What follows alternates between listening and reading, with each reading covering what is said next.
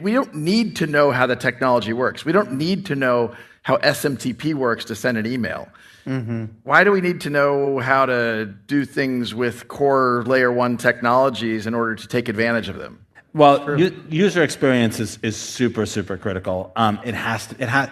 You can't, if you have to understand the technology in order to get it to work, there was a time when you had to understand cars to drive a car. You had to understand copying machines to have a copying machine.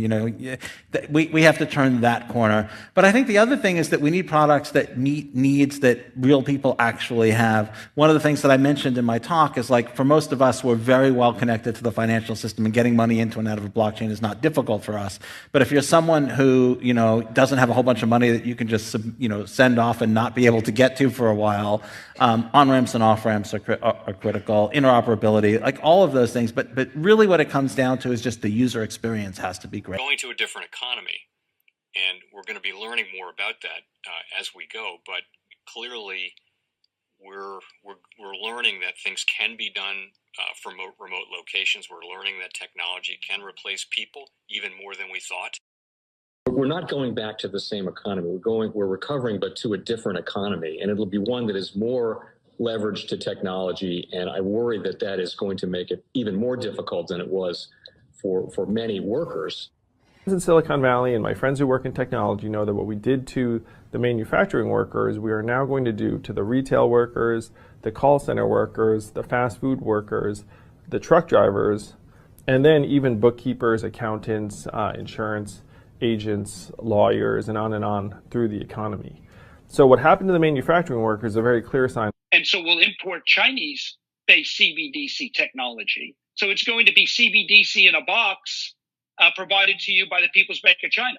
But every stock, every bond, every currency, every commodity, every piece of art, every private business, every piece of real estate will eventually be a token on a blockchain, an entry on a ledger, permanent and immutable. We will have truth instead of trust, and we will save over $7 trillion a year. 6 to 8% of global GDP is wasted by the friction of the trust industry that's necessary when you have dual entry accounting. With triple entry accounting, which is what a blockchain is, we get rid of all of that friction. It's a beautiful future. Like what you see in China and their social credit scoring systems, right? If we get identity wrong, it could be a tool to enslave humanity. And if we get it right, it could be a tool to liberate humanity. And as an American, I'm obviously rooting for the one that's on the side of freedom. Bitcoin is an international asset. And also, I do believe the role of crypto is, it's digitizing gold. I actually believe this technology is going to be very important. Look at it. We have been part of a huge revolution in investing through ETFs. We believe that ETFs will be changing the whole way we invest. Many people still use it as a means, people are investing it for indexing. No, the majority of people who are putting money in in ETFs are active investors that are buying exposure. The entire bond market is being transformed as we talk right now. I believe the next generation for markets, the next generation for securities will be tokenization of securities. And if we could have that distributed ledger that we know every beneficial owner, every beneficial seller, we all have our code of who's buying, who's selling, instantaneous settlement. And think about it, it changes the whole ecosystem. Chinese bank ICBC has been hit by a ransomware attack, and the U.S. Treasury market, as a result of that, has been disrupted. This, according to the Financial Times. We're getting it more right now with Bloomberg's Sonali Basak. Sonali, what do we know? Listen, we have the Financial Times now reporting that ICBC, one of China's largest banks here, was hit with a ransomware attack.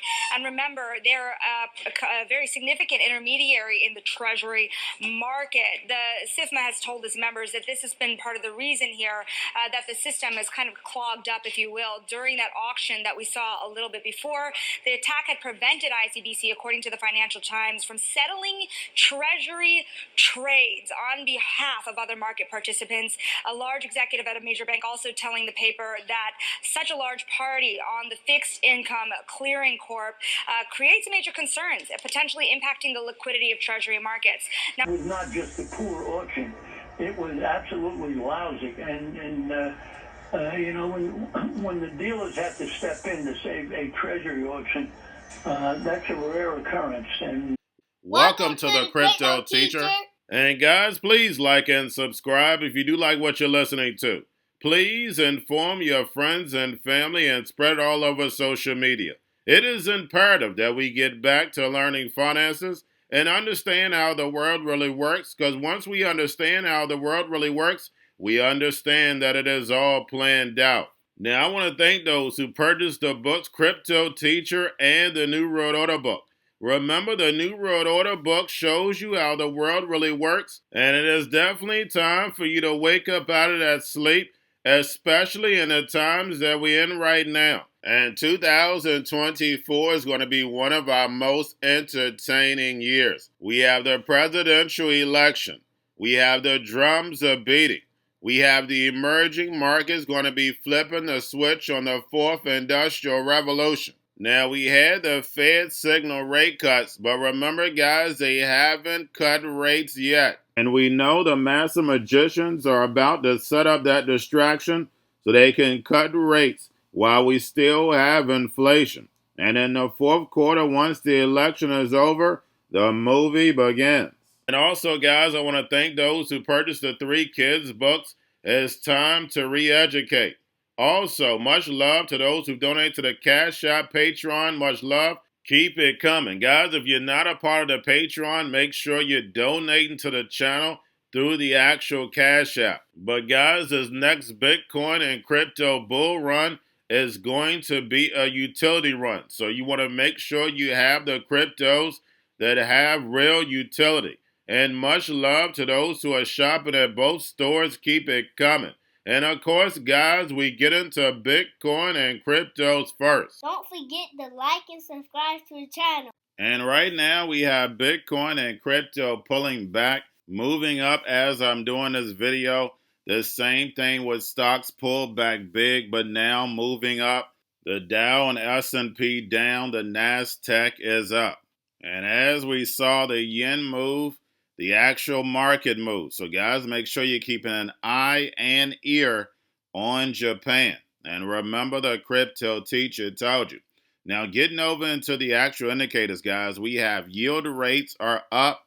We have the dollar, which is up. We have volume and crypto up right now. We have Tether and USDC. And then, of course, guys, we have the Fed. Repo at $281 billion. Make sure you're pulling that on a daily basis. It has been coming down. Now, we had CPI data come in. Of course, inflation is still hot. We saw stocks and cryptos pull back big. Remember, guys, this is all ran by an algorithm. We know inflation is here to stay, and we're going to have the Fed lower rates while we still have inflation. And we know that's nothing but signs of crumbling of this legacy market so they can bring in this fourth industrial revolution. And we had Trump and Kamala didn't talk about Bitcoin, but Kamala definitely brought up the chips, the AI, and being a leader in AI.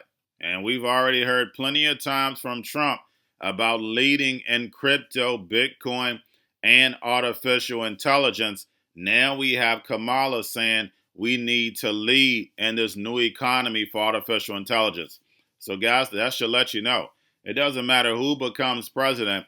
This fourth industrial revolution is moving right on in. And like I stated in the earlier video, my family went out to eat.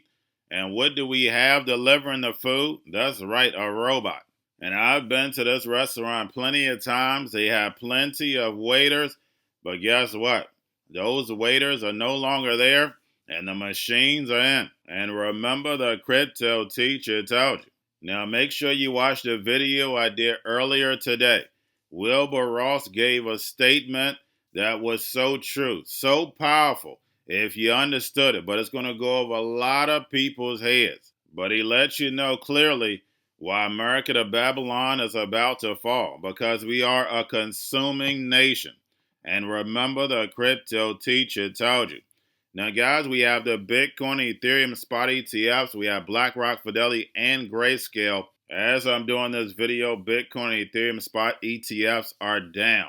Now, we have State Street and Galaxy Digital launched 3 crypto ETFs yesterday. And like BlackRock's Larry Fink stated, these ETFs are the gateway to tokenization. Remember, guys, everything's going to be tokenized and put on blockchain. But getting over into a little crypto news, we have ClearSpark buy 7 Bitcoin mining facilities in Tennessee for $30 million. And you guys know I told you, I always tell you first, in the mining sector, we just have a little bit more consolidation, and that sector is ready to take off. Now we have Binance.us is working with crypto custody firm Fireblocks to bolster custody and staking services. And those who are new to crypto, we're using the same features that we were using in the legacy market. It's just different terminology. Staking is just another word for you gaining interest, gaining yield for you investing or saving. Now we have second U.S. firm T0 said to become broker-dealer under the SEC oversight.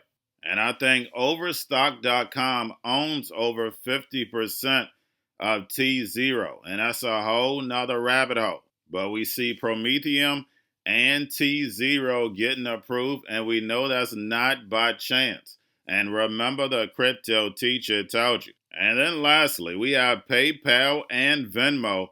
Users can now send crypto using ENS domains, making it seamless. And guys, what I tell you all the time, those who make it the easiest, and we heard it from Brad Garlinghouse and David Schwartz, will definitely be the winners. Remember, the NWO doesn't want you to understand this technology. That's the reason why those who are in it right now is so important, because you're going to be successful down the road. But the sheep, only thing they're going to do is tap and keep it moving.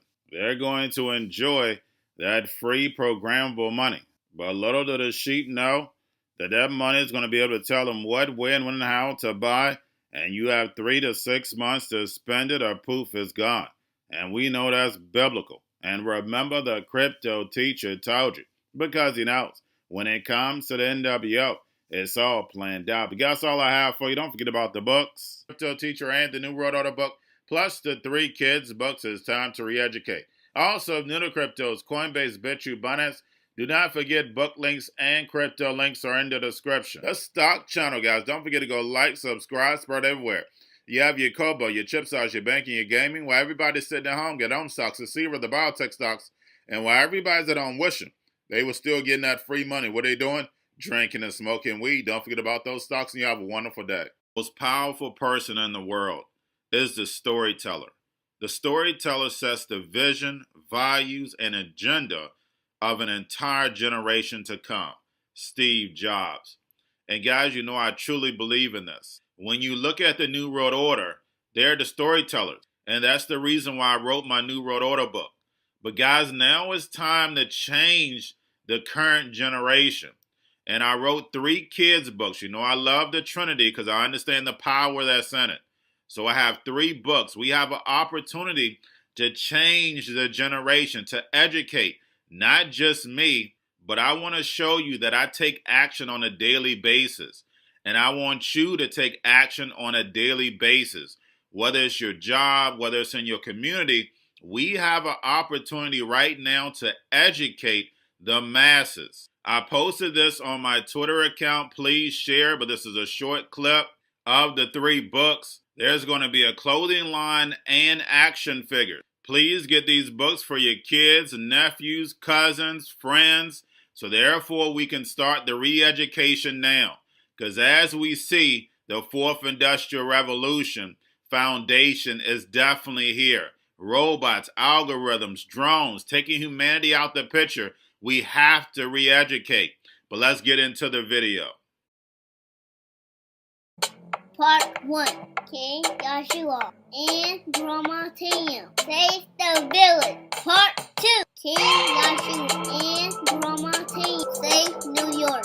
Long COVID Stories 3.